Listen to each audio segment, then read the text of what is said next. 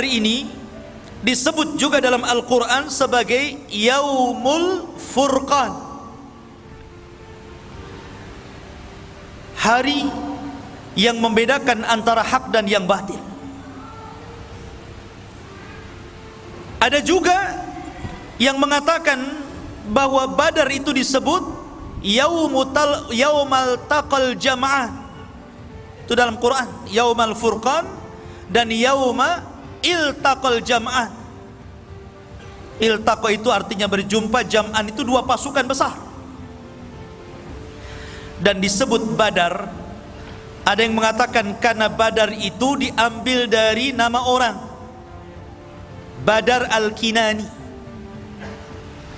Ada juga yang mengatakan Badar itu sebuah sumur yang terletak di gurun pasir yang disebut dengan tempat peperangannya, akhirnya dinisbatkan kepada sumur Badar itu. Maka perang yang disebut perang Badar. Ada juga yang mengatakan karena daerah Badar itu dia seperti sumur melingkar, makanya kemudian disebut Badar, dan perangnya disebut perang Badar. Perang Badar ini ikhwan terjadi pada tanggal 17 bulan Ramadan. Subhanallah, bulan yang penuh berkah, bulan yang dibukakan pintu-pintu sorga, bulan yang ditutup seluruh pintu neraka, dan bulan yang setan-setan diikat di situ. Bulan yang penuh berkah. Dan dalam sejarah ada beberapa peperangan yang terjadi di bulan Ramadan. Yang pertama perang Badar, kemudian Fathu Mekah, termasuk juga perang Qadisiyah, pembebasan Baitul Maqdis di zaman Umar ibn Khattab, kemudian perang Tatar, dan semua peperangan yang terjadi di bulan Ramadan Allah menangkan. Ma'asyiral muslimin, perang Badar ini berbeda dengan perang-perang yang lainnya. Kenapa? Karena perang Badar ini sebenarnya tidak ada tujuan perang sama sekali. Nabi tidak ada tujuan perang. Makanya Nabi tidak mencela orang-orang yang tidak ikut dalam peperangan. Nabi itu ketika keluar ke Badar hanya menganjurkan orang-orang yang hadir saja untuk berangkat. Adapun orang yang bekerja di ladang-ladang mereka atau sedang safar, mereka tidak diwajibkan untuk ikut dalam peperangan, karena memang tujuannya bukan perang. Tujuannya hanya untuk merampas kafilah dagangnya Abi Sufyan yang datang dari Syam menuju Mekah. Itu saja. Kenapa Nabi SAW ingin merampas itu, ingin merampok apa yang ada pada Abi Sufyan? Karena Nabi ingin mengambil haknya kembali. Dahulu Nabi SAW ketika berdakwah di kota Mekah, apa yang terjadi? Dimusuhi, diancam, bahkan hendak dibunuh. Para sahabatnya disiksa, bahkan sahabat juga ada yang dibunuh seperti keluarga Ammar bin Yasir. Maka ketika itulah Allah mengizinkan mereka hijrah. Ketika hijrah, mereka tidak membawa kecuali sehelai baju di badannya. Orang-orang Quraisy merampas harta mereka, merampas rumah mereka, merampas kebun mereka, merampas bisnis mereka. Maka Nabi ingin mengambil haknya kembali. Maka Nabi SAW tidak banyak membawa orang, hanya 314 orang saja. Persis seperti tentara Talut ketika melawan Jalut, persis jumlahnya. Dan perang Talut ketika melawan Jalut pun terjadi di bulan Ramadan, dan jumlahnya sama itu ya. Jumlah tentara Talut 314, jumlah tentara Rasul yang ke Badar sama 314 orang, dengan 2 kuda, hanya 2 kuda saja, dan 3 unta. Itu pun untanya gantian tuh. Disebutkan bahwa Nabi SAW menunggang unta bertiga gantian. Abu Lubabah, kemudian Ali bin Abi Thalib, dan Nabi SAW. Kemudian unta satunya Mikdad dan yang lainnya. Jadi bolak-balik gantian, karena Badar itu cukup jauh juga, berkilo-kilo dari Madinah. Lah ketika itu Nabi SAW justru yang lebih banyak jalan dibandingkan naik. Lihat, harusnya Nabi itu lebih banyak menunggang dibandingkan berjalan, kan? Itulah sosok pemimpin, ikhwan. Ketika itu Ali dan Abu Lubabah malu, masa Nabi jalan kaki, saya naik unta. Maka kata Ali radhiyallahu an, ya Rasulullah, lebih baik Anda saja yang naik, kami yang berjalan. Maka Rasul mengatakan, ya Ali, kalian tidak lebih kaya pahala dibandingkan diriku, dan kalian tidak lebih kuat fisiknya dibandingkan diriku. Sudah, naik saja. Ma'asyiral muslimin yang dimuliakan Allah Subhanahu wa ta'ala. Maka ketika Nabi SAW bergerak, kemudian mengutus orang untuk memeriksa kafilah itu tentang benar dan tidaknya, akhirnya Rasul mendapatkan kepastian bahwa kafilah Abu Sufyan telah bergerak dari Syam. Abu Sufyan ini tidak bodoh, orang cerdas. Ketika dia mendengar isu bahwa dia akan diserang oleh Rasul dan pasukannya, dia pun mengutus orang untuk mengecek ke Badar. Tidak puas, dia cek sendiri. Sampai di Badar gak ada orang, kecuali orang-orang yang memang tinggal di situ, beberapa orang saja. Kata Abu Sufyan kepada orang-orang yang tinggal di Badar, ada nggak pergerakan-pergerakan atau orang-orang ramai yang menuju ke sini? Orang situ tidak tahu. Karena Nabi SAW dalam setiap peperangan selalu menggunakan taktik tawari. Tawari itu artinya, pamannya nih, dari sini ke Batam Center harusnya melewati jalan yang harusnya dilalui jalan besar, tapi dia mungkin belok ke Bengkong dulu sana. Itu namanya tawari. Setiap peperangan Rasul seperti itu, kecuali dua peperangan. Pertama perang Badar, yang kedua perang Tabuk. Itu betul-betul dilalui dalam jalan aslinya. Kenapa Nabi di perang Badar tidak tawari? Karena Allah sudah menjanjikan kemenangan. Allah sudah turunkan ayat menjanjikan kemenangan dan akan mengutus para malaikat untuk menolong Rasul. Makanya Rasul gagah berani berjalan. Lah ma'asyiral muslimin, jadi Abu Sufyan ini mencari-cari, rupanya tidak ada pergerakan di situ. Tapi Abu Sufyan kemudian mendengar berita ada dua orang yang lewat di sini. Rupanya Abu Sufyan mencari bekas-bekasnya itu. Ketemulah kurma yang jatuh dan dia tahu itu kurma Madinah. Kata Abu Sufyan, benar. Ini Rasul ini sudah membawa pasukan. Ini kurma Madinah, di sini tidak ada kurma. Dari situlah kemudian Abu Sufyan pun langsung membelokkan rute jalannya untuk menyelamatkan dagangannya. Dan dia mengutus Dhamdham. Dia mengatakan, ya Dhamdham, berapa hari kau bisa berjalan ke Mekah, ke Quraisy? Kata Dhamdham, 2 minggu. Kata Abu Sufyan, bagaimana kalau seandainya ku beri ongkos 5 kali lipat daripada ongkos biasa, tapi kau harus sampai 2 hari sampai di sana. Bisa bayangkan, 2 hari yang ditempuh 2 minggu jadi 2 hari pakai kuda. Gimana nasib kudanya itu? Ya tentu dia tidak istirahat kan gitu, 2 hari harus sampai. Maka Dhamdham pun kemudian dengan berjalan kencang menuju mana? Menuju Quraisy, ingin memberitahu Abu Jahal. Sampai di Quraisy, dia udah kecapean, udah kecompang-camping semuanya kan. Dia pun naik ke atas bukit. Kemudian kebiasaan tradisi Arab, kalau membawa berita yang sangat menghebohkan dan mengkhawatirkan, maka selalu melepas bajunya dan membalikkannya. Itu tradisi mereka. Kemudian dia berteriak-teriak dan mengatakan, sesungguhnya dagangan-dagangan kalian yang dibawa Abu Sufyan terancam dan dia tidak bisa mempertahankan karena dia sendirian. Maka mendengar bahwa harta-harta mereka akan dirampas Rasul dan para sahabatnya, maka Utbah dan Abu Jahal, Fir'aunnya umat ini, langsung bergerak mengumpulkan seluruh orang-orang Quraisy dan memaksa untuk keluar semuanya. Tidak boleh satu pun yang tinggal. Kalaupun dia tidak ikut dalam perang, minimalnya dia harus menggantikan dan membayar orang sebagai gantinya. Ketika itu ada kisah Umayyah ibn Khalaf.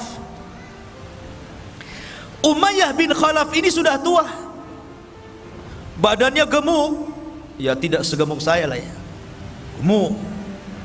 Dia minta uzur, tidak mau berangkat gitu kan. Kenapa?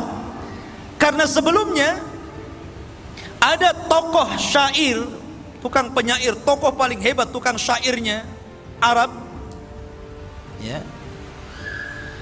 Dia mengatakan, kalau kalian tetap keluar membantai Muhammad dan pasukannya, sama saja kalian membantai anak dan saudara kalian. Bukankah mereka adalah kerabat-kerabat kalian juga di sini? Lebih baik sudah tinggal di sini. Tapi Abu Jahal mengatakan tidak. Kita akan berangkat, kita akan bunuh Muhammad dan pasukannya. Setelah itu kita akan bernyanyi, kita akan minum khamar, dan kita akan rayakan kemenangannya. Dan tidak ada yang bisa untuk menakut-nakuti Arab setelah ini. Ketika itu Umayyah bin Khalaf, dia minta uzur. Nampaknya saya tidak bisa berangkat nih. Abu Jahal cerdas, ini Umayyah ini pimpinan nih. Kalau dia tidak ikut, kabilahnya bisa tidak ikut. Akhirnya kemudian dia bawa kayu gaharu. Antum tahu gaharu? Yang dibakar itu? Di Jabal Uhud ada tuh ya. Kayu gaharu ya. Kayu gaharu itu zaman itu digunakan untuk pewangian perempuan. Jadi kalau perempuan mau kawin, biasanya diletakkan kayu dibakar, kemudian bajunya itu dikebas-kebaskan biar wangi. Kayu gaharu itu artinya itu untuk perempuan. Abu Jahal membawa kayu gaharu, diletakkan di depan Umayyah bin Khalaf. Kata Umayyah, ngapain kamu bawa gaharu ke sini? Ya, karena engkau perempuan. Kalau engkau laki-laki, engkau akan ikut perang. Lihat cerdas ya. Akhirnya kemudian bangkit keberaniannya. Kenapa Umayyah itu takut berperang? Karena dia pernah mendengar ramalan dari siapa? Dari kawannya Sa'd bin Mu'adz. Sa'd bin Mu'adz ini pemimpin Ansar, dan dia berkawan dengan Umayyah di masa jahiliyah, dan di masa Islam pun tetap baik. Jadi ketika Sa'd ibn Mu'adz ini umrah, ingin tawaf gitu kan di Ka'bah, dan dia sudah masuk Islam, Umayyah bin Khalaf ini siap menjamin keamanannya. Karena dia tahu siapa ini pembesar orang-orang Ansar, orang-orang Madinah, orang-orang Yathrib. Tapi kemudian ketika ketemu dengan Abu Jahal, tidak suka Abu Jahal, kemudian mengancam untuk membunuhnya. Tapi Sa'ad Ibnu Mu'adz ini mengancam balik Abu Jahal, kalau engkau ingin membunuhku wahai Abu Jahal, ingat seluruh orang-orang yang berniaga dari Mekah ke Syam, rutenya lewat jalur rute jalanku. Akan kusuruh anak buahmu membantai kamu dan orang-orang yang berdagang ke Syam. Ketika itulah, karena Umayyah tidak membelanya, dia mengatakan, ingat wahai Umayyah, aku pernah mendengar Nabi SAW mengatakan bahwa engkau akan dibunuh. Engkau akan dibunuh. Disitulah dia terkenang dengan ramalan Sa'd bin Mu'adz, makanya dia nggak mau berangkat. Karena dia tahu bahwa tidak mungkin Sa'd ini bicara sembarangan. Tapi cerdas lagi Abu Jahal, biar dia mau perang dibuat kayak gitu kan. Kamu ini perempuan, bukan laki-laki. Kalau laki-laki berangkat jihad. Akhirnya bangkit, diajak juga anaknya. Semuanya keluar kecuali kabilah Bani Adi dan Abu Lahab. Abu Lahab tidak keluar, dan dia menggantikan orang dan membayarnya untuk keluar. Kan itu syaratnya, kalau tidak ikut perang harus ganti orang dan bayar. Keluar semuanya ikhwan, jumlahnya 1000 lebih. Berangkat mereka. Lah Nabi SAW ikhwafidin muliakan Allah subhanahu wa ta'ala, di sisi lain maka Nabi SAW kemudian mendengar ada pasukan besar yang digerakkan oleh para pembesar Quraisy Sementara Rasul ini nggak ada persiapan, bukan mau perang kok. Mereka hanya untuk menghadang kafilah Abu Sufyan, sehingga peralatan perang juga ala kadarnya, persiapan juga ala kadarnya, tidak punya pengalaman perang. Makanya Nabi SAW bermusyawarah ketika itu. Karena ini urusannya orang-orang muhajirin, bukan orang-orang ansor. Ini kan urusannya orang muhajirin, orang ansor nggak terlibat di sini. Nabi itu kan ingin mengambil hak orang-orang muhajirin, orang ansor nggak ada urusan di sini. Tapi orang ansor itu solidaritasnya luar biasa, ukhuwahnya luar biasa. Makanya dia mengirim pasukan jauh lebih besar dibandingkan muhajirin. Muhajirin 80 orang saja, lebihnya orang ansor dari 314 itu. Luar biasa. Kalau dalam tentara itu jiwa korsanya itu nggak mau tuh, tolong juga. Maka Rasul mengatakan kepada orang-orang Ansar, wahai orang-orang Ansar, ini perkara muhajirin. Tapi musuh di depan kita ini macam mana? Seolah-olah Rasul SAW mengisyaratkan agar mereka ikut bergabung.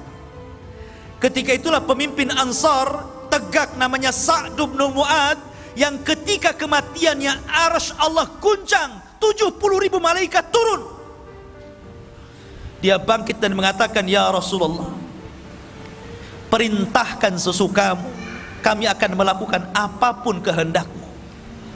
Oh, senang Rasul, ada dukungan orang-orang Ansar. Dari sini Nabi SAW masih khawatir. Bagaimanapun manusiawi, ikhwan, Rasul itu bukan malaikat. Kalau Rasul malaikat, susah antum niru dia. Malaikat nggak kawin, antum pengen kawin. Ya. Malaikat nggak punya anak, antum punya anak. Malaikat nggak makan, antum 3 piring 4 piring sehari. Ya. Malaikat tidak kencing, tidak berak. Malaikat itu berbeda dengan makhluk. Makanya Rasul itu manusia, jadi ada sisi kemanusiaannya. Rasa takut itu wajar.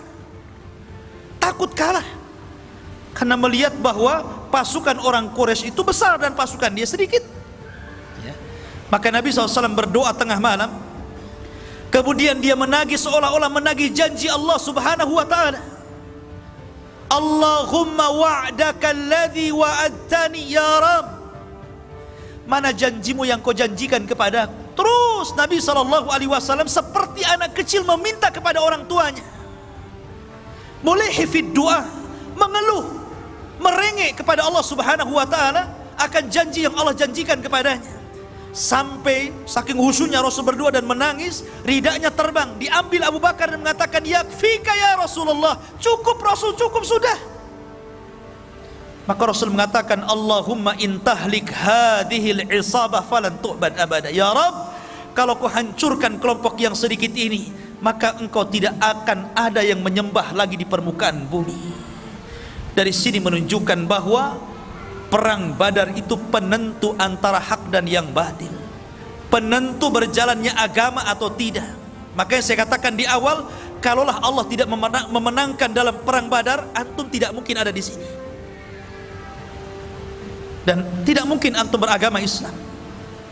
Mungkin antum sudah para penyembah berhala seperti orang-orang Quraisy. Ya kan? Masyarul muslimin yang dimuliakan Allah Subhanahu wa ta'ala. Dari situlah kemudian Nabi SAW diwahyukan dan dijanjikan dengan apa? Dengan 1000 malaikat akan diturunkan. Kemudian Allah Subhanahu wa ta'ala janjikan lagi, in tattaqu wa tasbiru, kalau engkau bertakwa dan terus bersabar, yumdidkum bisalasati alafin minal malaikah, ku tambah lagi 3000, 4000 jadinya. Kemudian di hari peperangan Allah kirim 5000 pasukan malaikat dipimpin Jibril dan sahabat dipimpin Rasul. Coba kalau peperangan ini para sahabat dipimpin Nabi, sementara malaikat dipimpin Jibril, siapa yang bisa mengalahkan perang ini? Ini malaikat ikut campur masalahnya. Lain dengan perang Uhud. Sebenarnya perang Uhud itu malaikat akan membantu, cuman karena ada kesalahan dari kalangan para sahabat menentang perintah Rasul, jadi terjadi kekalahan. Tapi perang Badar ini semua taat kepada Rasul. Lah makanya ikhwafidin muliakan Allah Subhanahu wa ta'ala, Ketika pada hari yang ditentukan inilah, maka Nabi SAW ketika itu memilih tokoh-tokoh untuk menjadi pemimpin perang. Di antaranya Raisul Am, ya tentu Nabi SAW, pemimpin umumnya. Kemudian di sana ada pemimpin di bawah beliau namanya Mus'ab ibn Umair al-Badri al-Qurashi. Kemudian dari kalangan muhajirin dibentuk lagi kelompok-kelompok kecil dan dipimpin Ali bin Abi Thalib. Dan dari kalangan Ansar dipimpin oleh pemimpinnya sendiri Sa'd bin Mu'adz. Dan dibuat bersop-sop. Rasul membuat taktik perang yang tidak dikenal orang-orang Arab. Siapa yang mengajarkan? Allah yang mengajarkan. Ya. Bahkan Nabi SAW sebelum berperang itu membariskan saf seperti Anda dalam sholat. Bagaimana Anda dalam sholat? Tentu antum akan baris kan? Akan merapatkan safnya. Ya. Saf salat gimana? Tumit dengan tumit berjumpa, bahu dengan bahu berjumpa. Makanya kalau sholat itu kaki jangan terlalu meregang, nanti bahunya nggak ketemu. Harus sama, jadi bahunya ketemu, tumitnya juga ketemu. Itu namanya merapatkan saf dan meluruskannya. Kalau seperti itu pasti lurus tuh safnya. Ini mah enggak ya, imamnya ngomong apa? Rapatkan saf kalian. Tapi ketika sang imam jadi makmum, dia pula yang tidak merapatkan safnya. Cemana pula imam ini? Masyarul muslimin yang dimuliakan Allah Azza wa Jalla. Lah setelah itu kemudian Nabi SAW membariskan, ada satu kisah. Ketika Rasul membariskan saf tentara ini, ada yang mengatakan ada seorang namanya Sawad, ada yang mengatakan Ukasa bin Mihsan. Jadi orang itu lurus barisnya, ini agak ke depan nih. Maka Nabi SAW mengambil tongkat kemudian memukul perutnya supaya mundur. Nabi SAW tegas, ikhwan. Rupanya kejadian ini teringat satu kisah di saat akhir wafatnya Nabi SAW. Ketika Nabi SAW sudah sakit parah, kemudian mengumpulkan para sahabatnya dan mengatakan di hadapan para sahabatnya, wahai manusia, ya ayyuhan nas, man kuntu dharabtu dhahran fahadha dhahri falyaqtas minni. Wahai manusia, siapa yang dulu pernah kupukul punggungnya, nih punggungku, kisah sekarang. Ketika itu semua para sahabat terdiam. Tidak mungkin para sahabat bicara ketika bicara Rasul. Tidak mungkin para sahabat berani ketika Nabi sedang berceramah. Tiba-tiba ada seorang sahabat bangkit kemudian mengatakan, ana ya Rasulullah, ma dumta talabtal qasas fa ana aqtas ming. Selama engkau menuntut kisos, saya ingin mengkisos dirimu. Wih, semua melihat sahabat ini. Kurang ngajar nih sahabat ini. Ya. Nabi sudah sakit, tiba-tiba bangkit kemudian mengatakan seperti itu. Ali datang, ya Rasulullah, biar saya yang dipukul. Abbas datang mengatakan, ya Rasulullah, biar saya yang dipukul. Kata Rasul, diam, biar dia kisos aku. Rupanya laki-laki itu namanya Ukasa bin Mihsan, yang tadi itu di perang Badar dipukul itu. Dia minta kisos dia. Ya. Maka kemudian Ukasa datang kepada Rasul. Rasul kaget, kenapa? Ini Ukasa. Ukasa ini siapa? Satu di antara sahabat yang dimasukkan dalam 70.000 orang yang masuk surga tanpa hisab dan azab. Kata Rasul, ketika dia bermimpi di padang mahsyar, dia melihat ke arah kiri ada umat yang sangat besar. Kemudian malaikat mengatakan, itu bukan umatmu, itu umatnya Musa. Kemudian melihat ke arah kanan ada yang lebih besar lagi, kata Jibril, itulah umatmu. Dan dari umatmu ada 70.000 manusia yang masuk surga tanpa hisab dan tanpa azab. Ciri-cirinya, mereka tidak minta ruqyah, mereka tidak minta dikai, mereka tidak tatayur, dan mereka senantiasa bertawakal kepada Allah Subhanahu wa ta'ala. Ukasah bangkit, Rasul, doakan aku termasuk mereka. Kata Rasul, ku doakan kau termasuk mereka. Maka Rasul kaget, ya Ukasah, rupanya engkau. Bukankah aku sudah berdoa kepadamu, engkau dimasukkan 70.000 Kenapa kau meminta kisos kepadaku? Maka Ukasha mengatakan, engkau yang meminta. Bukankah engkau yang meminta, wahai Rasul? Maka saya ingin mengkisos diri. Maka Rasul mengatakan, ambilkan tongkat, berikan kepadanya. Maka Ukasha dengan gemetaran mengambil tongkat. Kata Ukasha, Rasul, waktu kau pukul diriku, aku gak pakai baju. Maka kamu harus melepas bajumu. Makin lagi marah sahabat ini kan. Ya apa ini Ukasha ini? Ya. Akhirnya Nabi SAW melepas bajunya. Ya. Sudah hampir goyang. Sahabat dah tegang itu ya kan. Digoyang-goyang kan tegak tuh, tegang semuanya. Ini betul tak betul lah kan gitu. Maka dilemparlah tongkat itu, langsung memeluk perut Nabi SAW dan mengatakan, ya Rasulullah, aku ingin menjadi orang yang terakhir yang bersentuhan kulitku dengan kulit Ukasha bin Mihsan. Jadi Nabi merapihkan saf dalam perang Badar itu. Ya. Ma'asyiral muslimin yang dimuliakan Allah Subhanahu wa taala. Maka dalam tradisi jahiliyah, dalam tradisi perang orang-orang dulu, sebelum berperang ada istilah mubarazah namanya. Mubarazah itu lawan tanding. Nih jagoanku, mana jagoanmu? Begitulah perang dulu. Ya. Lah ketika itu orang-orang Quraisy mengeluarkan jagoan-jagoan mereka dan menantang jagoan-jagoan Nabi SAW. Maka ketika itu dikeluarkanlah Utbah bin Rabi'ah, orang yang paling benci kepada Rasul. Kemudian saudaranya Syaibah bin Rabi'ah. Kemudian anaknya Utbah juga, Al-Walid ibn Utbah bin Rabi'ah. Ini orang sangar-sangar nih, orang-orang garang-garang dari Quraisy. Mereka orang-orang yang paling jahat. Kemudian Nabi SAW mengeluarkan 3 orang Ansar, tapi ditolaknya dan mengatakan, kami tidak ada urusan dengan orang Ansar. Kami ingin keluarkan jagoan kalian dari Muhajirin. Maka Nabi SAW ketika itu memilih 3 orang.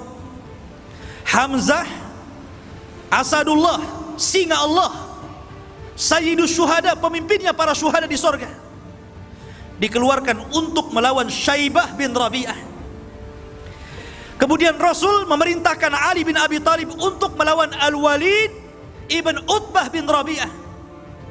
Kemudian Rasul mengeluarkan Ubaidah ibnul Harith dan melawan Utbah bin Rabi'ah. Maka terjadilah pergulatan hebat. Hamzah, Asadullah, sekali tebas saja matilah Syaibah. Kemudian melihat Ali kewalahan melawan Utbah, dibantunya ditebas lagi, meninggal Utbah. Kemudian Al-Walid ibn Utbah juga meninggal di tangan Ali. Cuman Ubaidah ibn al-Haris ketika dia bergulat dengan Utbah ini memang agak sengit, saling bacok-bacokan ya, kayak orang carok gitu ya. Sehingga lukanya ini menjadikan dia tidak tahan lama hidup. Kemudian dia meninggal dan Rasul mengatakan, asyhadu annaka syahid ya Ubaidah, saya bersaksi engkau telah menjadi syahid. Maka ketika jagoan-jagoan mereka kalah dan meninggal, marah Abu Jahal. Dari setelah kemudian Abu Jahal menggerakkan pasukannya. Mereka tidak paham bagaimana Allah sudah mengajarkan taktik perang.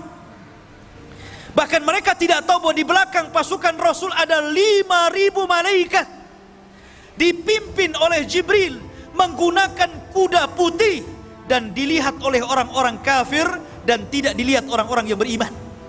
Jadi yang melihat hanya orang kafir saja. Orang yang beriman tidak tahu. Bahasanya antum baru nyabut golok, kepala orang sudah melayang gitu. Enak nggak kalau perang kayak gitu? Antum baru ngambil pedang gitu kan, kepalanya sudah melayang. Makanya Allah mengatakan, wa ma ramaita id ramaita walakinnallaha rama. Ya. Ketika engkau melempar, wa ma ramaita, tidaklah engkau melempar. Ketika engkau melempar, ketahuilah bahwa Allah sesungguhnya yang melempar dia. Karena ketika itu kuda yang ditunggangi Jibril ini menebarkan debu, dan debu itulah masuk ke mata-mata orang-orang kafir Quraisy ini. sehingga mereka kesulitan untuk memandang. Dan itulah para sahabat mudah untuk melumpuhkan, sehingga 70 orang kafir meninggal dan 70 menjadi tahanan. Selebihnya mereka lari tunggang langgang kembali ke Mekah. Dan subhanallah, Allah hinakan Abu Jahal oleh dua anak kecil, namanya Mu'adz dan Mu'awwidh, keduanya putra Afra. Ini anak kecil ini ikut perang, si Mu'adz dan Mu'awwidh ini. Dia kan orang Madinah, nggak tahu Abu Jahal mukanya kayak apa, dia nggak tahu. Ketika peperangan dia cari Abdurrahman bin Auf dan mengatakan, ya Abdurrahman, yang mana sih Abu Jahal itu? Si Fir'aunnya umat ini yang mana ya? Kata Abdurrahman, no, itu tuh orang itu. Langsung dua anak kecil ini, dua anak remaja ini mencabut pedangnya, dikeroyok sama dua anak remaja ini, mati Abu Jahal. Bayangkan ya. Dan keduanya mengklaim membunuhnya dan Rasul membenarkannya. Masyarul muslimin yang dimuliakan Allah Azza wa Jalla. Adapun yang lainnya kena tahanan. Dan seluruh orang-orang yang pernah didoakan Rasul kehancuran mereka terbukti di perang Badar. Ketika Nabi SAW di awal-awal dakwahnya, ikhwan, Nabi SAW diejek oleh Abu Jahal dan mengatakan, siapa yang berani meletakkan salah jazur, kotoran unta yang masih berdarah itu, di pundak Muhammad yang sedang sujud di Ka'bah, ku beri dia hadiah. Berdirilah siapa? Uqbah bin Abi Mu'aid. Ini orang yang paling jahat. Dulunya pengagung Rasul, tapi karena perkawanan yang salah, akhirnya jadi balik, jadi jahat. Ingat, kawan itu yang baik, ikhwan. Uqbah bin Abi Mu'aid ini dulu penggemar Rasul. Walaupun Rasul itu seorang nabi dan agamanya berbeda, tapi karena dia seorang penyair, dia suka kalau Rasul itu melantunkan Quran ya. Makanya suatu ketika karena bangganya mengidolakan, ya samalah seperti antum orang Islam mengidolakan para pemain bola. Para pemain bola itu sebagian mereka kafir, bahkan kebanyakan kafir, tapi antum idolakan kan, pasang gambarnya kalau dia bertamu ke rumah antum, kemudian selfie, viral tuh ya kan? Lah begitulah idolanya Uqbah bin Abi Mu'aid ini kepada Rasul. Jadi suatu ketika dia meminta kepada Rasul untuk bertamu, maunya ngasih makan, ngasih jamuan, tapi Rasul tidak mau makan. Alasannya apa? Karena kamu kafir, kalau kamu Islam saya mau makan. Jadi akhirnya pura-pura dia bersyahadat, yang penting idolanya mau makan. Syahadatnya ini tersebar, maka Umayyah bin Khalaf, kawan dekatnya ini marah. Kau dengar, kau sudah bersyahadat ya, kau ikut agama Muhammad ya? Oh enggak, saya hanya ingin menjamu dia saja, saya pura-pura saja. Enggak, kamu sudah masuk Islam, bukan kawan saya. Akhirnya dia mengatakan, enggak, saya ingin berkawan dengan kamu, saya siap melepaskan itu semuanya. Akhirnya dilepaskan lagi syahadatnya. Kemudian dia mengikuti Umayyah dan berjanji untuk menghinakan Rasul. Disinilah kesempatannya. Jadi ketika Abu Jahal ini menawarkan untuk menyakiti Rasul, Uqbah bangkit dia, biar saya saja. Dia ingin membuktikan perkawanannya, bahwa dia masih satu geng dengan Umayyah. Dia mencari kotoran unta. Hati-hati antum kalau cari kawan ya. Maka dia cari, Allah takdirkan ketemu pula tuh. Ketika Rasul sedang sujud, diletakkan itu kotoran unta, ya kemana-mana. Rasul sujud tidak berhenti. Fatimah datang yang masih kecil, menangis melihat bapaknya dihinakan, kemudian dibersihkan, kemudian mengatakan, ya abi, wahai bapakku, ud'u ala haula, doakan kehancuran kepada mereka. Maka Rasul pun mulai mendoakan kehancuran satu persatu, dan semua orang yang didoakan Rasul ketika itu terbukti di perang Badar. Semua orang yang tertawa mengejek Rasul ketika Uqbah bin Abi Mu'aid menghina Rasul, semuanya terbunuh di perang Badar. Ma'asyiral muslimin yang dimuliakan Allah Subhanahu wa taala. Lah ketika itu Nabi SAW dan para sahabatnya berhasil mengalahkan dan memukul mundur orang-orang kafir Quraisy. Ma'asyiral muslimin yang dimuliakan Allah Subhanahu wa taala. Ada satu kisah yang menarik.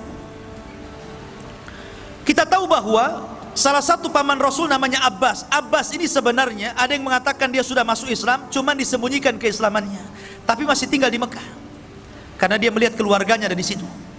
Ada yang mengatakan dia tidak masuk Islam, tetapi walaupun demikian dia menganggap Rasul adalah kerabatnya, keluarganya, tidak mungkin dia memerangi, tapi karena dipaksa oleh orang-orang Quraisy akhirnya berangkat juga dia. Nabi SAW ketika itu mewanti-wanti kepada para sahabatnya, kalian kalau dalam peperangan berjumpa dengan pamanku Abbas, jangan kalian bunuh. Abu Hudzaifah ketika itu tidak terima dan mengatakan, ya Rasulullah, mereka akan membunuh anak-anak kita, mereka akan membunuh saudara-saudara kita dan keluarga kita, kenapa kita tidak boleh membunuh Abbas? Maka Umar bin Khattab radhiyallahu anhu marah karena Abu Hudzaifah ini tidak mendengar apa yang diperintahkan Rasul. Apa kata Umar? Ya Rasulullah, da'ni adrib unuqa fa innahu munafik. Rasul, sebelum perang ku tebas saja lehernya Abu Hudzaifah, dia munafik dia. Ya. Maunya Umar itu kalau Rasul yang perintahkan sami'na wa ata'na. Itulah para sahabat. Begitulah para sahabat. Ya. Makanya ketika itu para sahabat Rasul ketika hendak bergerak ke perang Badar, mereka mengatakan, ya Rasulullah, jangan samakan kami dengan Bani Israel yang mengatakan kepada Musa, idhab anta wa rabbuka faqatila, berangkat engkau dengan Tuhanmu berperang berdua saja, jangan ikutkan kami. Kami tidak seperti itu. Kalau engkau mengatakan berperang, maka kami siap berperang. Itulah para sahabat. Maka ketika itu dari 70 tawanan, kan 70 mati, dan dari kalangan orang-orang kaum muslimin tidak banyak, kurang dari 10 orang saja yang meninggal dunia, yang syahid. Tapi dari kalangan orang-orang Quraisy 70 meninggal dan 70 menjadi tawanan. Lah tawanan ini salah satunya yang ditawan siapa? Abbas. Ini kena tawan nih. Ketika itu orang Ansor mengaku dan mengatakan, ya Rasulullah, aku yang menawannya. Kata Abbas, diam kau bodoh, bukan kamu yang menawan. Yang menawanku adalah seorang laki-laki yang berpenampilan aneh, pakai kuda putih, kemudian pakaiannya putih. Maka Rasul mengatakan, ya Abbas, itulah malaikat. Yang menawanmu adalah malaikat. Lah ma'asyiral muslimin yang dimuliakan Allah Azza wa Jalla, akhirnya kemudian Abbas ini dirantai, sebagai tawanan dirantai, tidak boleh lepas lagi, nanti kabur dia kalau nggak dirantai. Ya, yang dijeruji saja bisa manjat, apalagi di rantai saja kan. Abbas ini karena kesakitan, karena namanya dirantai gitu kan, kesakitan. Jadi tengah malam dia, namanya orang kesakitan pasti akan yasruh, ya, pasti akan mengeluarkan suara sakit, aduh gitu kan. Lah Rasul ini mendengar suara aduhnya Abbas bin Abdul Muttalib, namanya pamannya sendiri, dan sudah dianggap keluarga paling dekat, paman yang dicintainya. Dia tidak tahan dengan suara yang keluar dari lisan Abbas yang kesakitan itu, sehingga dia tidak tidur sama sekali. Dia sedih melihat Abbas.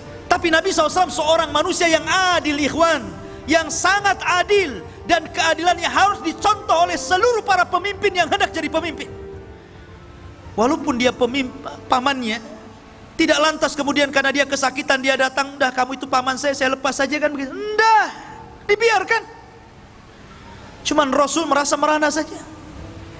Di pagi harinya itulah dia mengumpulkan para sahabat Rasul. Kemudian dia berceramah, demi Allah, semalam aku mendengar suara Abbas kesakitan, dan aku tidak tenang dan aku tidak tidur sampai hari ini. Maka melihat kesedihan Nabi SAW, sahabat mengatakan, ya Rasulullah, kalau memang engkau berkehendak untuk kami memaafkannya, kami akan maafkan dia. Kalau engkau berkehendak, engkau ingin melepaskan dia, kami lepaskan. Tuh lihat para sahabat, bagaimana memahami perasaan Nabi SAW. Tetapi Nabi SAW sekali lagi adalah manusia yang adil, tidak mungkin dia lepaskan tawanan. Jangankan lagi Abbas, ketika ada seorang wanita dari Makhzumiyah mencuri, Kemudian didatangkan kepada Nabi SAW. Ali datang kepada Rasul, ya Rasul maafkan sajalah wanita itu. Kemudian Abbas juga datang, ya Rasul maafkan saja. Akhirnya sampai meminta Usama yang lembut, anak angkat Rasul, biar Rasul maafkannya. Tapi Rasul mengatakan, ayyuhan nas, aimullah, lau kana Fatimatu bintu Muhammadin saraqat laqata'tu yadah. Wahai manusia, demi Allah, kalaulah putriku Fatimah bintu Muhammad mencuri, aku yang akan potong tangannya. Lihat bagaimana keadilan Rasul. Makanya kemudian mengatakan kepada Usama, ya Usama, jangan kau uji diriku ya. Sesungguhnya hancurnya umat terdahulu apabila orang-orang mulia mencuri, maka ditinggalkan hukum hudud. Tapi apabila orang-orang lemah yang mencuri, maka mereka menegakkan hukum hudud. Rupanya sabda Rasul ini menjadi kenyataan hari ini.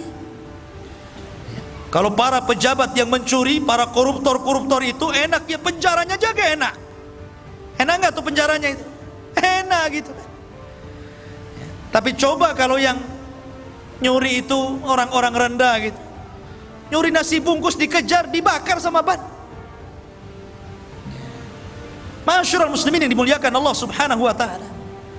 Intinya bahwa Nabi SAW membiarkan Abbas, kata Rasul, tidak, biarkan dia terikat.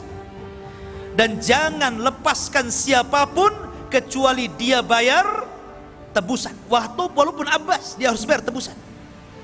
Itulah keadilan, harus ditegakkan, tetap harus ditegakkan, tidak bisa. Ya. Masyarul muslimin yang dimuliakan Allah Subhanahu wa ta'ala. Adapun Al-Haris ini saudara Abu Jahal, dia lari. Padahal Al-Haris ini orang yang paling berani di kota Mekah, orang yang paling kuat dia. Tapi dia melihat peperangan yang rasanya tidak mungkin menang, lari dia, takutan. Maka dikejar oleh Hasan ibn Thabit, seorang penyair Rasul, kondang penyair Rasul. Ya, penyair karena di zaman itu media dengan syair. Belum ada YouTube, belum ada Instagram, belum ada WA, nggak ada. Pakai syair. Dikejar sama Hasan, kemudian Al-Haris pun dibunuh di tengah jalan. Ya. Adapun Umayyah bin Khalaf lain lagi ceritanya. Umayyah bin Khalaf ini kawannya Abdurrahman bin Auf, baik dalam semasa jahiliyah ataupun ketika Abdurrahman bin Auf sudah masuk Islam, itu masih berkawan tuh, masih rekan bisnis. Ya, antara Umayyah bin Khalaf dengan siapa? Dengan Abdurrahman bin Auf. Tapi Umayyah ini tidak suka memanggil Abdurrahman. Dulu Abdurrahman bin Auf itu namanya Abduddar namanya. Setelah dia masuk Islam, diganti namanya menjadi Abdurrahman. Orang-orang musyrik Arab itu tidak suka dengan nama Abdurrahman. Makanya dia mengatakan kepada Abdurrahman, ya Abdaddar. Tapi Abdurrahman tidak mau nengok, nggak suka nama itu nama jahiliyah. Makanya antum kalau punya nama yang tidak bermakna, apalagi namanya aneh-aneh gitu kan, ada namanya Jahannam gitu kan, apa ini antum kasih nama Jahannam, gantilah.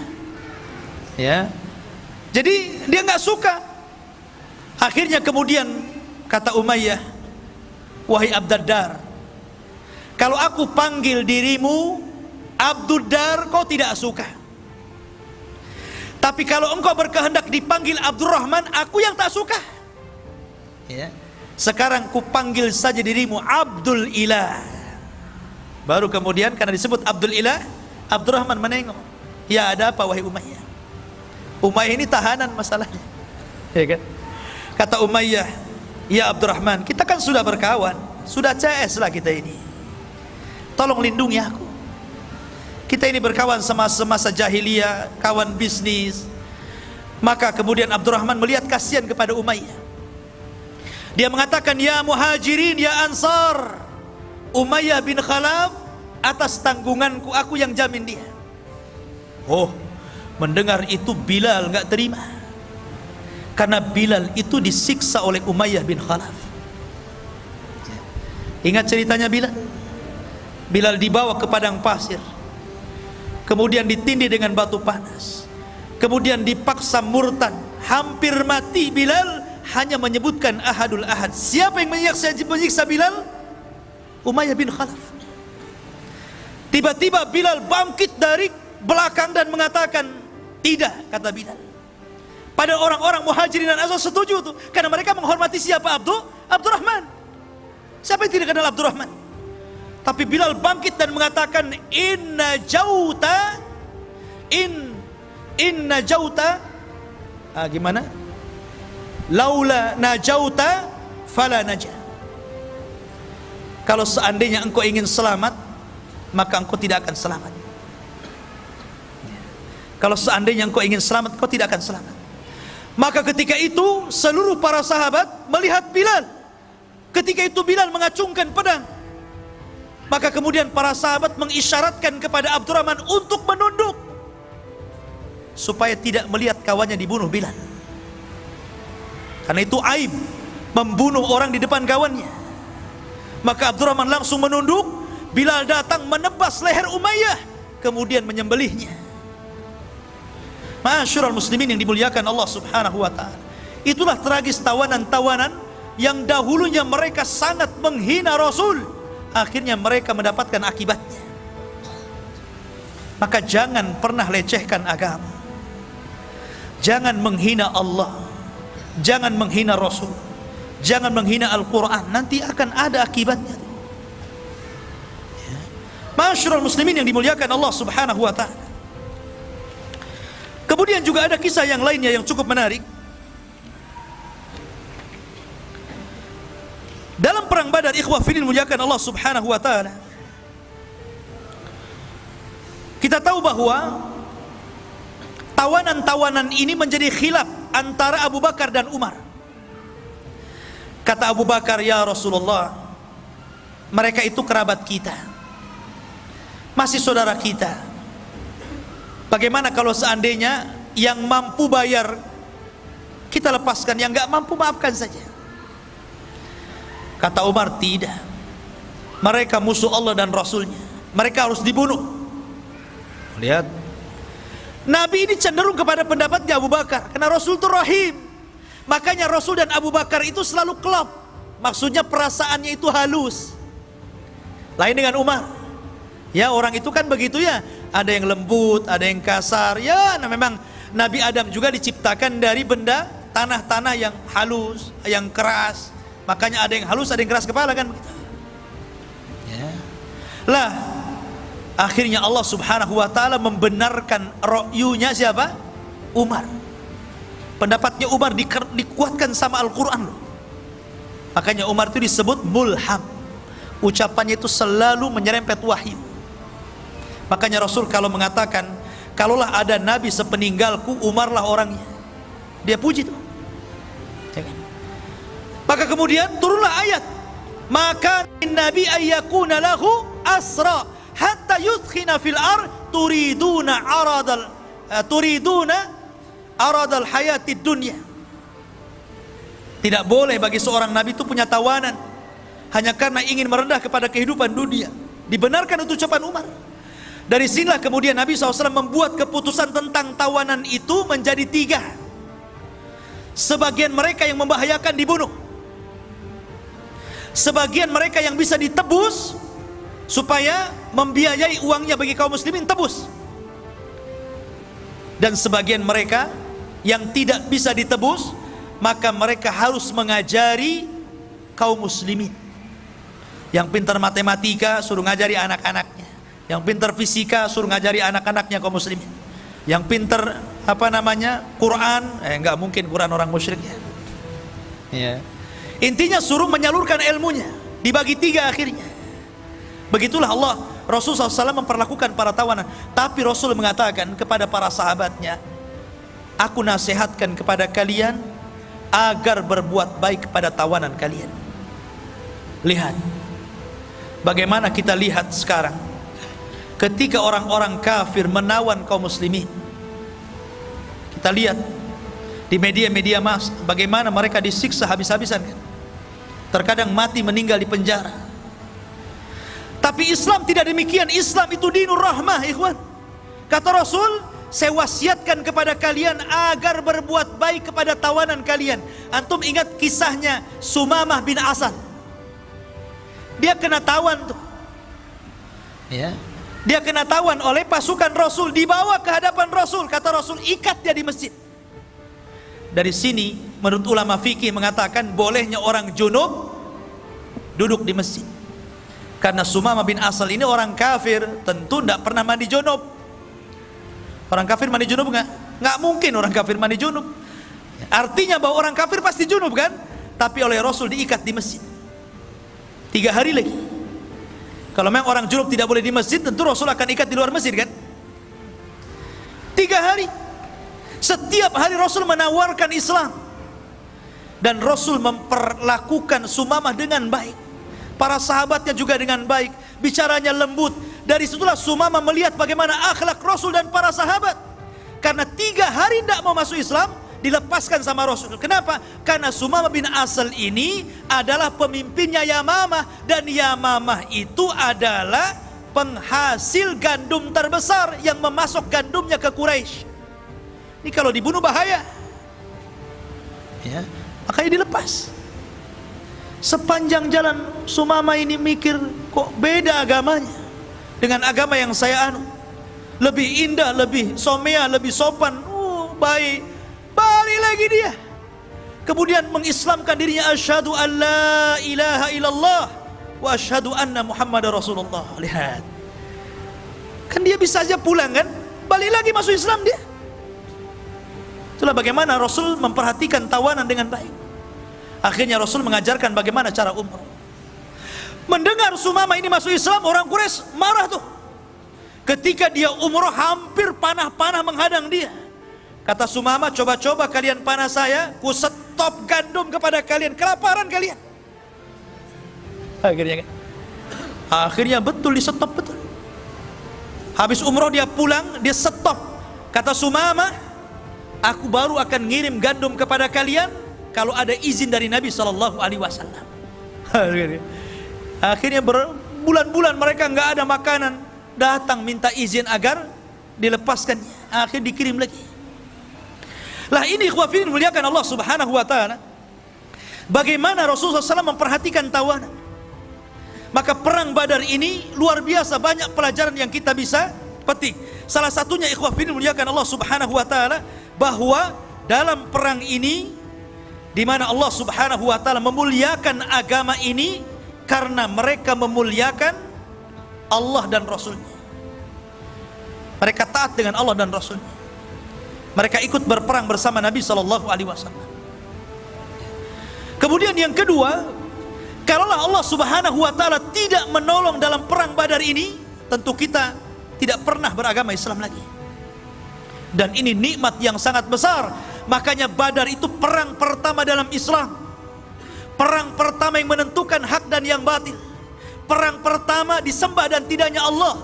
Dan perang yang menentukan tegaknya la ilaha illallah. Itulah perang Badar. Makanya kenapa ikhwah fillah muliakan Allah Subhanahu wa taala, perang ini luar biasa. Kalau kita petik sedikit demi sedikit pelajaran dari perang Badar ini, luar biasa. Banyak pelajaran yang kita bisa petik. Cuman sayang memang waktu yang sangat singkat, sehingga kita hanya mengambil cuplikan-cuplikan kisah bagaimana keberanian Rasul dan juga para sahabat Nabi sallallahu alaihi wasallam. Ini saya bisa sampaikan. Ada pertanyaan di sini.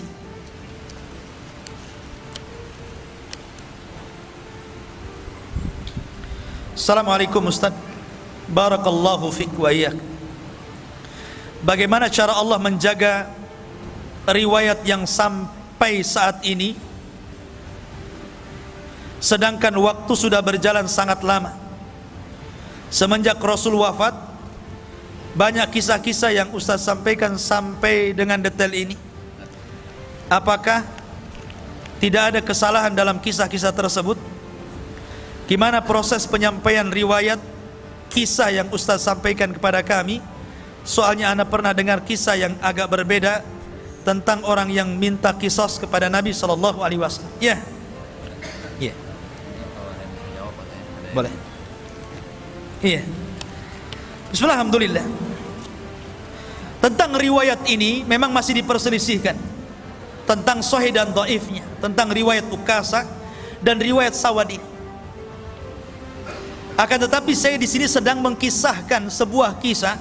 Makanya kalau antum melihat tentang kitabnya Ibnu Katsir Bidayah wan Nihayah, itu dicantumkan ada yang riwayat yang sahih, ada juga riwayat yang tidak sahih. Terkadang kalau cerita para nabi dan rasul, terkadang kisah-kisah Israiliyat itu pun dimasukkan oleh beliau di situ. Karena kita sedang merunut sebuah sejarah. Merunut sebuah sejarah. Ya, tapi tentunya di atas langit masih ada langit. Kalaupun seandainya yang saya sampaikan kemudian antum mendapatkan ada riwayat yang sahih, mungkin riwayat yang saya sampaikan dhaif, alhamdulillah, itu menjadi sebuah tambahan ilmu untuk antum. Dan ini juga bagian daripada nasihat untuk saya. Tapi karena di sini makomnya sedang berkisah, tentu kita akan merangkai kisah itu sebagaimana runutan kisahnya supaya enak didengar dan tahu gambarannya seperti apa. Kalau kita mengkisahkan sesuai dengan hadis-hadis terputus-putus, tentu antum dengarnya juga nggak enak kan gitu. Antum sedang mensyarah sebuah hadis jadinya, bukan sedang mengkisahkan sebuah kisah. Beda ya. Kalau kita belajar hadis, ya tentu kita akan cek dulu tentang riwayatnya ini, namanya apa namanya, kesohihan dan tidaknya. Bagaimana hadis ini pandangan para ulama secara hadisiahnya, baru kemudian diambil hukum-hukum fikihnya kan. Tapi di sini saya sedang menceritakan sebuah kisah. Kisah secara umum seperti ini. Lah, untuk memperdalam kisah-kisah ini antum bisa baca lagi di buku-buku seperti Bidayah wan Nihayah Imam Ibnu Katsir, atau dalam kitab Rahiqul Makhtum, ya. Kemudian dalam kitab Ibnu Hisham dan kitab-kitab sejarah yang lainnya, antum kembangkan. Sebab kalau antum sudah tahu kerangka kisah itu, kalau antum baca, oh ya saya pernah dengar, ya. Oh seperti ini runutannya, ya. Jadi seperti itu. Sebab kalau seandainya kita ikutkan dengan riwayat-riwayatnya, bagaimana riwayat ini lemah, siapa di dalamnya, kemudian bagaimana pandangan ulama, nggak jadi berkisah ya, jadi mensyarah hadis jadinya, ya. Wallahu a'lam. Taib. Kemudian yang selanjutnya, Ustaz, apakah kami memiliki kesempatan masuk ke dalam golongan 70.000 masuk surga tanpa hisab dan adab? Ya, bisa. Karena Nabi SAW tidak menyebut orangnya, tapi menyebut sifatnya supaya akan ada sampai kiamat dibangkitkan.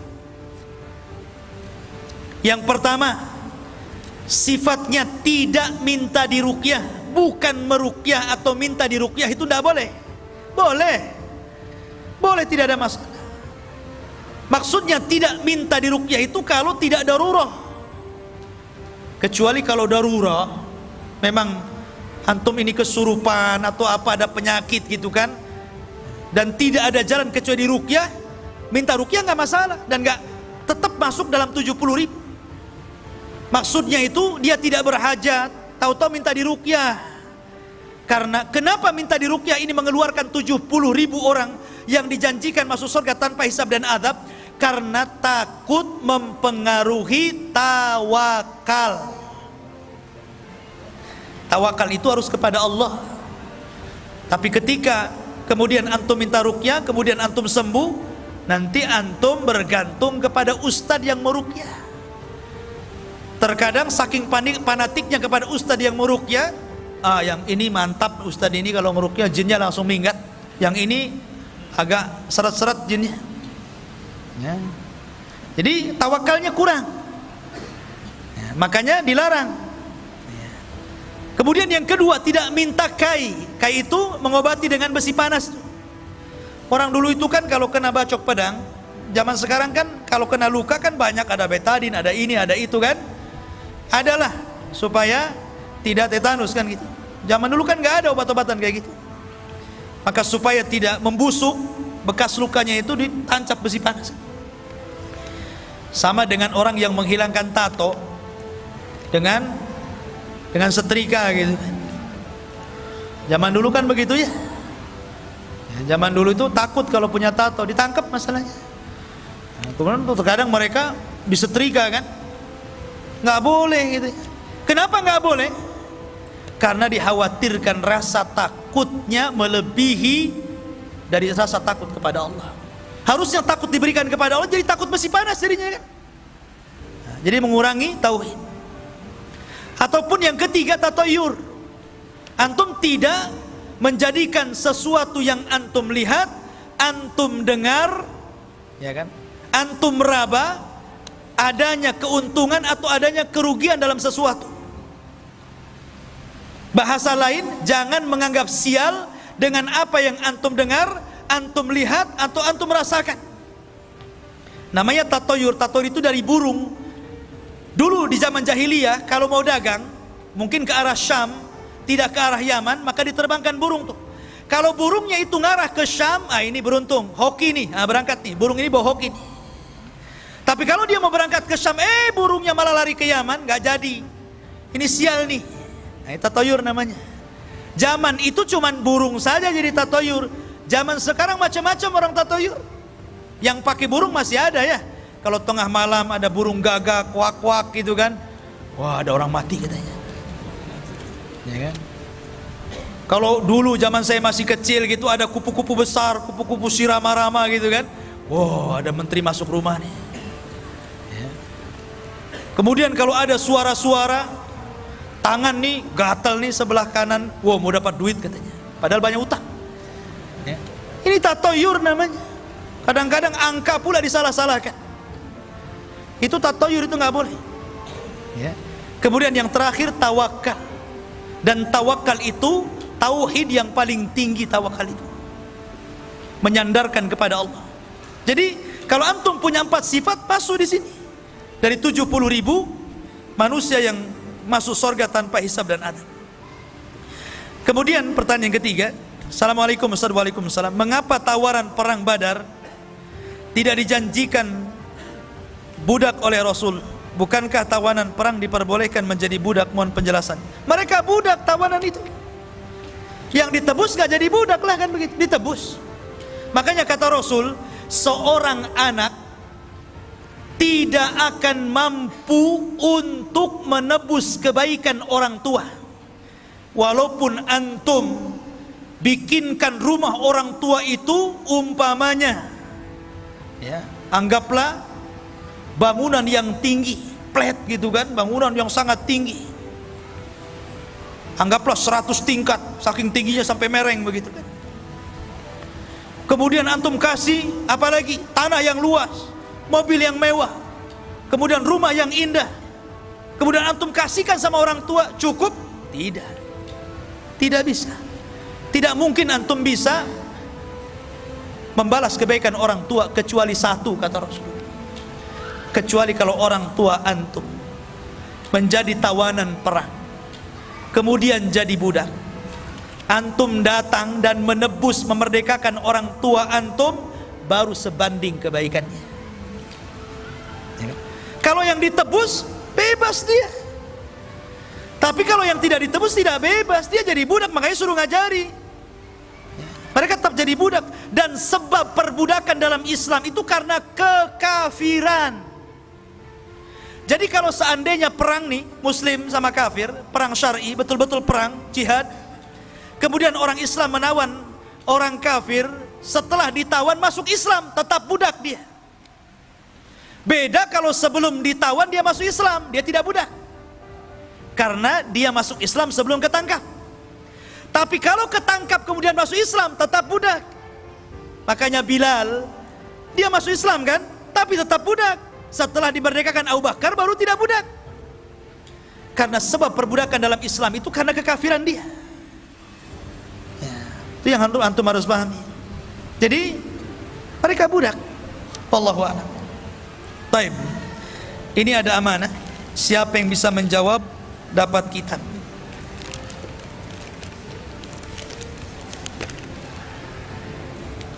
Dapat Al-Quran, Masya Allah. Baik. Pertanyaan yang pertama, kapan terjadi Perang Badar tanggal berapa dan bulan berapa? Main jawab aja. Tunggu dulu. Mana pula? Aduh. Yang paling tinggi ngacungnya antum. Antum ya. 17 Ramadan, bukan 17 Agustus kan? Alhamdulillah. Fadhal, dapat Quran antum. Fadhal. Masya Allah. Iya.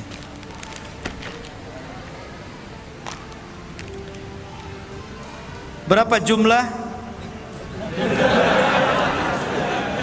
Tunggu dulu, antum nih. Berapa jumlah apa? Pertanyaan belum selesai udah dijawab. Hebat antum menebak ya. Taib, berapa jumlah pasukan dari kaum muslimin dalam perang Badar dan pasukan orang-orang kafir? Mulai itu ya, turun semua ya. Semangat antum, paling depan, fadhal.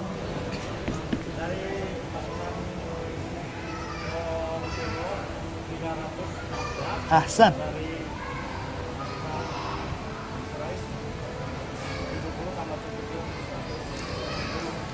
70 tambah 70 berarti 1004. Lah, kok jadi sedikit tentara kafir? Jumlah pasukan secara keseluruhan.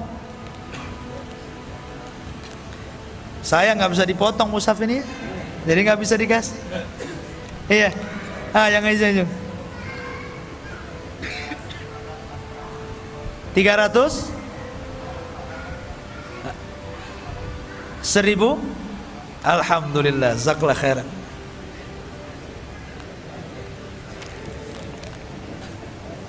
Afan akhwatnya, fadhal.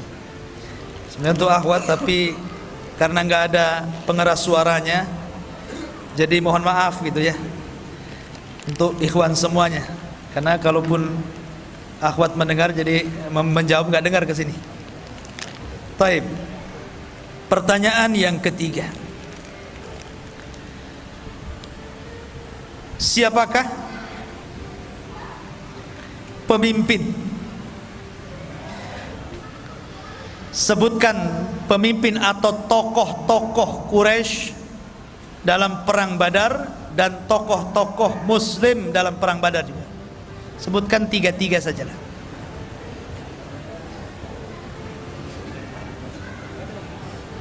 Tar, depan sudah. Ujung. Yang belakang, fadhal, berdiri. Berdiri, biar orang tahu.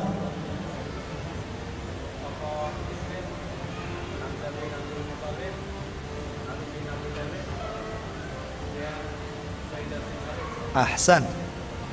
Tokoh kafir?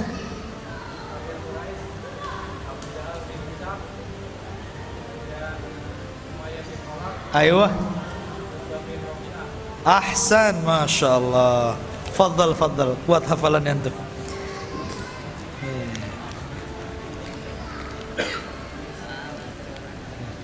Masya Allah ya.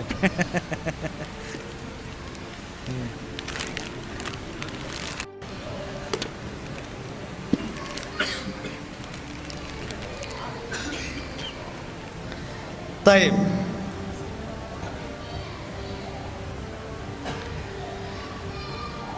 Pertanyaan yang selanjutnya tentang salah satu wanita yang bermimpi akan kekalahan orang-orang kafir Quraisy di Badar. Siapa namanya?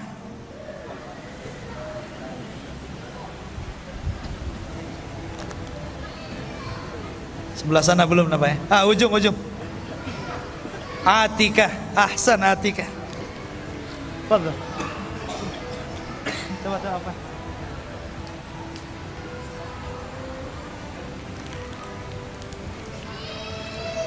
Yang itu.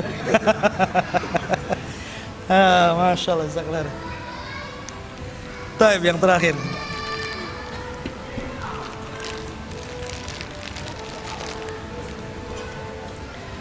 Nama lain dari perang Badar. Ya antum lah. Perang Yaumul Furqan atau? Iya, kan ada beberapa saya sebutkan.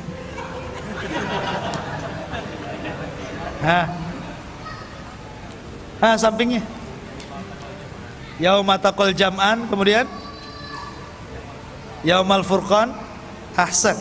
Yaumul Furqan, Yaumul Taqal Jam'an dan perang Badar. Fadhal. Wah ya. Tapi itu saja ikhwan. Insyaallah kita berjumpa minggu depan. Ya mungkin juga masih ikhwan-ikhwan yang lain belum dapat informasi karena ini juga dadakan informasi malam ini. Mungkin bisa diinformasikan kajian di Jabal Arafah sudah kita mulai. Dan insyaallah setiap malam minggu kita lanjutkan kisah-kisah yang lainnya. Subhanallah bihamdika asyhadu an la ilaha illa anta astaghfiruka wa atubu ilaik. Allah taala. Assalamualaikum warahmatullahi wabarakatuh.